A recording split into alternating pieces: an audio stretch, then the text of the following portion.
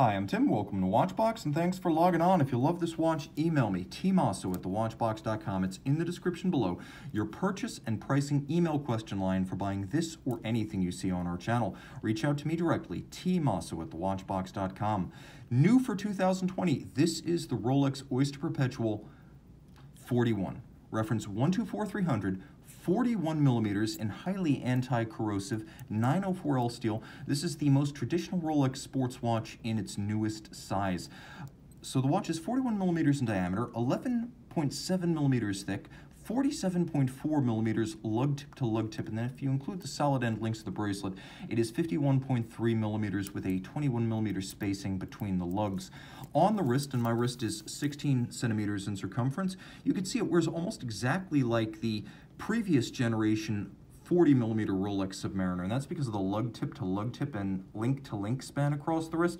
You can see that down the barrel shot and how much clearance I have. The cuff shot, easy to slide underneath any kind of a dress sleeve, and then the over the top shot.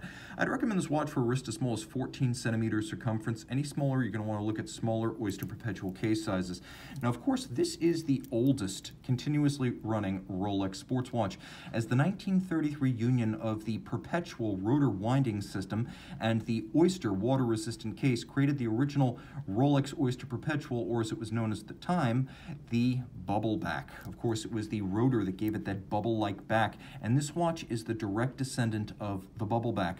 Now, the timepiece, of course, has a Oyster bracelet, as you'd expect in a watch thusly named, and it features all satin finish on its top, so a lovely taper, integrated end link profile, polished outer faces, plenty of gaps on the underside to avoid pinching skin, pulling wrist hair, or trapping wrist heat. And then, of course, as ever, removable links are fixed by screws. Some upgrades here. You still have the embossed crown on the exterior, but you now gain the 5 millimeter Easy Link in and out quick adjustment system. It's the equivalent of adding or removing one removable link. It's about 5 millimeters. And then you can see that there are little tracks that are drilled inside divots that allow you to use your strap tool inside the clasp to change the anchoring point of the bracelet. So 3 different ways to size this. And it has a lift lock system that has a beak and a hook. So it's not simply friction fit. It is a fairly sophisticated clasp. You get a real good look at the case here and realize that the Rolex Oyster Perpetual, really, the Oyster case in general, is more of a cushion case profile than a traditional round watch, and this particular aspect ratio really brings it out. You can also see that the case is graceful.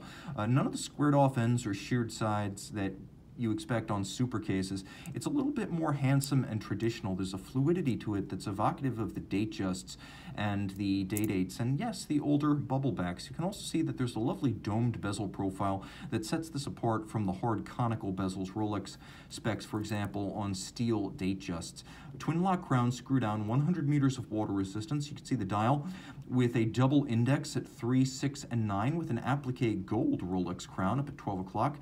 All of the indices and hands are white gold to resist tarnish and oxidation over time. You can see that the hour and minute hand are actually creased down their center to increase the contrast with the black lacquered base. And you also note there's a little Rolex crown between Swiss and Made down at 6 o'clock. Since 2018, that's been rolling out on the new Rolex watches in order to distinguish them from prior production. Rolex always like to insert a wrinkle from time to time to discourage counterfeiters. A solid screwed-in case back, and underneath we've got a new movement for the Oyster Perpetual. Caliber 3230, 70-hour power reserve, Chronergy Leica etched escapement. This is effectively Rolex's answer to Omega's coaxial. 31 jewels. Protected down to 100 meters, it beats away at 8 beats per second. It features stop seconds. It's built like a sports watch movement with a full balance bridge and a free sprung index, which means it's very shock resistant. It has a handmade Breguet overcoil hairspring that helps keep excellent time in any orientation with respect to gravity, which allows the watch to earn a COSC chronometer certification. Rolex then takes the COSC certified movement, cases it up, and tests it to a higher standard, no worse than -2 + 2 seconds per day, thus superlative chronometer. That's what that means substantively on the dial. The hairspring material is a blue oxidized niobium zirconium that also makes the watch highly anti-magnetic, so shock resistant, water resistant, and resistant to magnetism. It also is part of a new generation of Rolex movements that employs a rotor bearing rather than the previous jeweled staff, and that makes the winding system more robust against shock.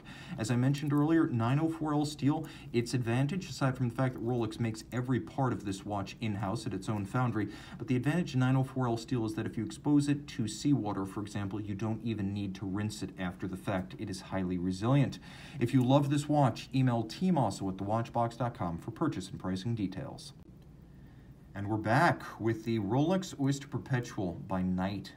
Black by day, blue by night. Rolex Chromolite Lume.